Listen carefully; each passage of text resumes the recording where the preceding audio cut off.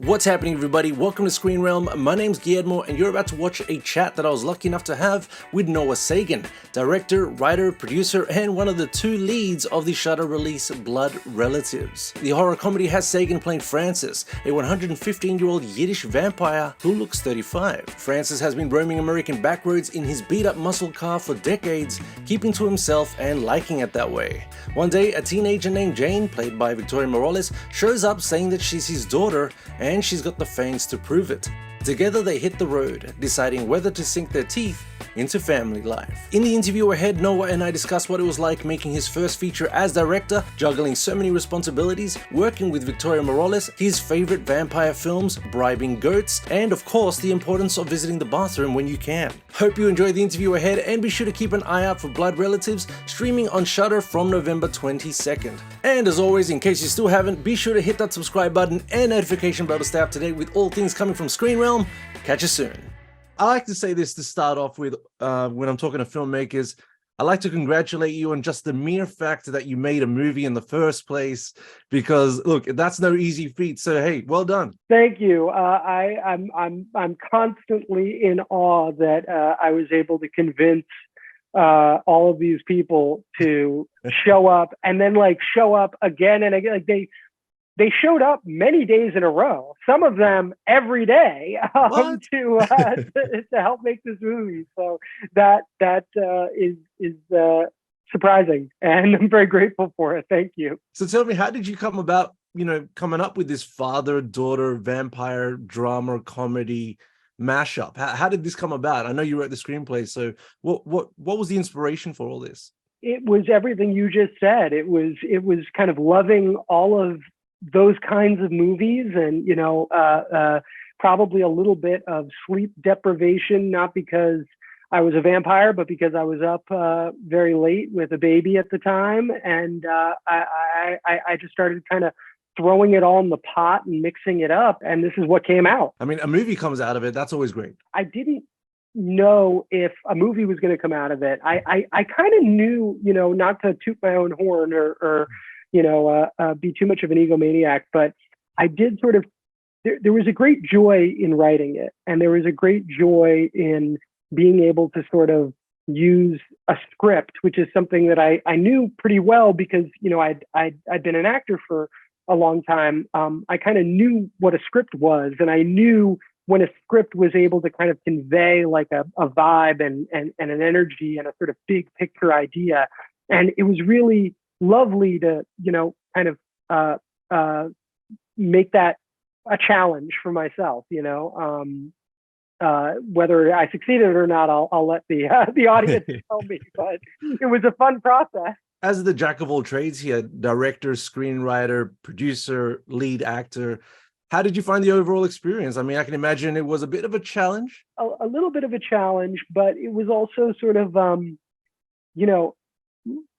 filmmaking is a team sport. And when you have an opportunity, even from the beginning, just somebody to just read your script, even though, somebody to just say, hey, I read this and let me tell you everything that's wrong with it.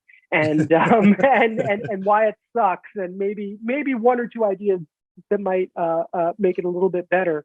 I just kept feeling like anything that I could do that would take some of the pressure off of anyone else willing to show up, I should do it. So, I wrote it and I thought, well, everybody kind of, agrees on the script. So I guess, if I can just kind of keep them agreeing on the script, well, then I'll produce it. And then, I guess, now that some of the production stuff is happening, well, I guess that I'll direct it because we all agreed on that step. And then, we didn't have an actor, and I work for very cheap.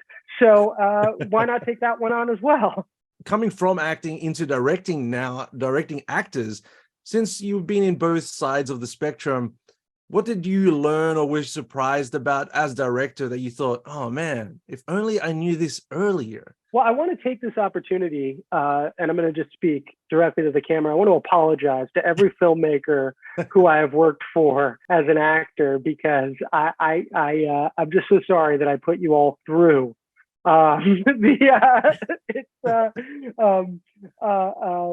No, I mean, I was very lucky that I had Victoria Morales, who is the star of the film and plays Jane, this, the vampire daughter to the vampire dad, and he really was the head of the department. He really set the tone every single day, in terms of being prepared, in terms of having a great attitude, in terms of sort of, wanting there to be this sort of contagious energy of kind of, everybody being on the same page and having a good time.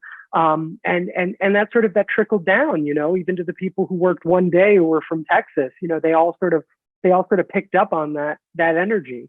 So I was very lucky to have that, and it definitely took some of the pressure off of feeling like it was entirely up to me. It reminded me that it is a team sport. Speaking of Victoria, she was absolutely fantastic in this. And how did that come about? How did you get her on board? I see that she was also credited as associate producer there. Yeah, I mean, she absolutely was integral in getting the movie made by sheer support and will, and wanting to be there, understanding that we had a tight budget, we had a tight schedule, we had a tight everything, and yet she kind of gave us everything.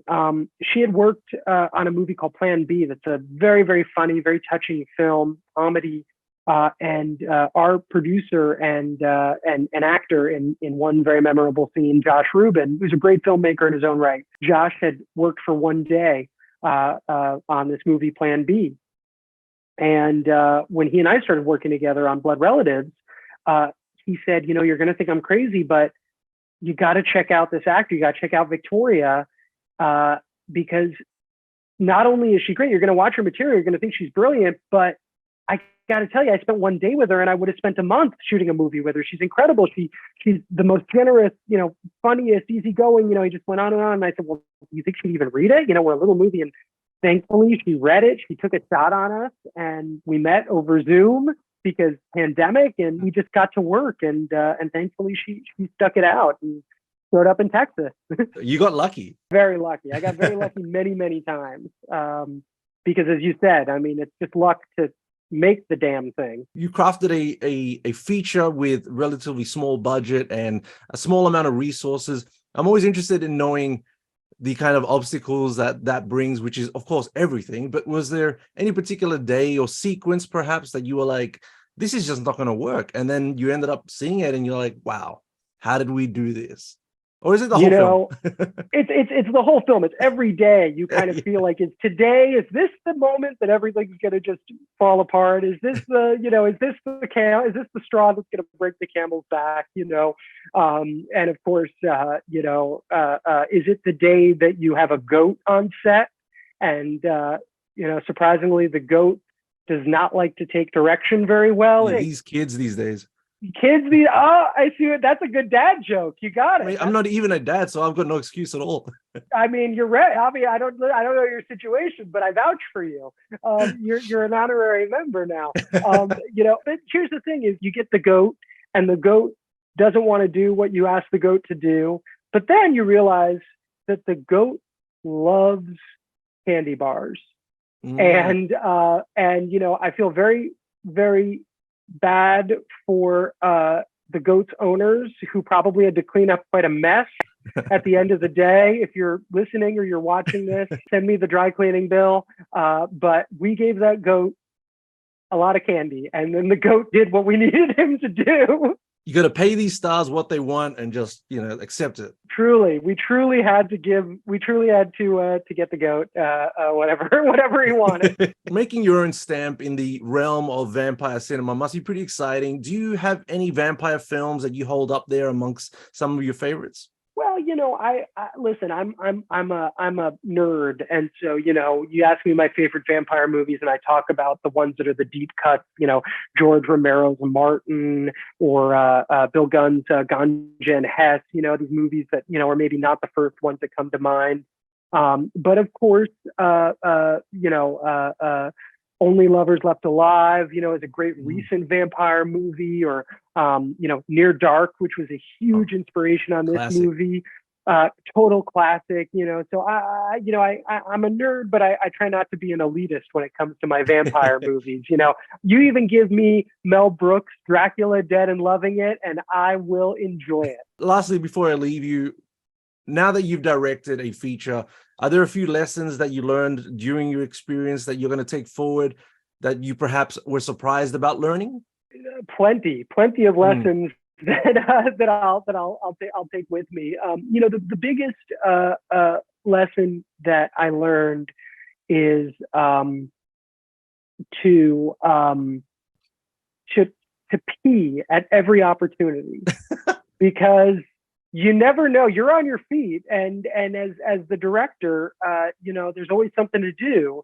And if you decide that you have an extra minute and you're just going to sit there and scroll through your phone, or have a bit of coffee break, or just stare off into the distance, that is an opportunity, folks, that you could use to pee, and you're not going to want to miss that opportunity later on. I'll tell you what. Great lesson for everyone there. Go to the toilet when you need to go to the toilet, or just go in general. Whenever you have a shot, that's my point, is that, you may be really busy in a couple hours when you really have to go, and you're going to be thankful that you went earlier, which is also a very good dad lesson, I'll tell you, as well. I mean, there's a lot of parent-director convergence.